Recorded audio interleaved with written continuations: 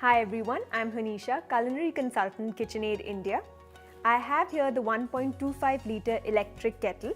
As you can see, it has a stylish and compact design. It has an easy on and off switch with an LED indicator. It has a removable lid. It has a pouring spout with a filter which overuse, if there are sediments or deposits in the water, will block them from going into your cup. It has a removable base with a 360-degree rotation for easy transfer of the kettle. Also, you could store your cord in the base when you are not using it.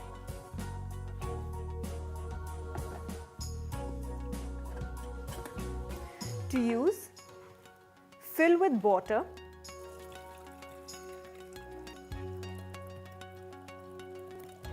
It has an indication on the inside for maximum quantity of water. Place your lid back on and switch on the power button. Once the water comes to a boil, the kettle will automatically switch off and you will see the LED light goes off.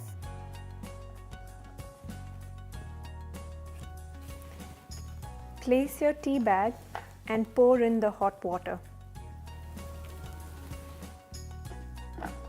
The kettle can be used only to boil water for different kind of beverages like tea, coffee, instant soups, hot chocolate.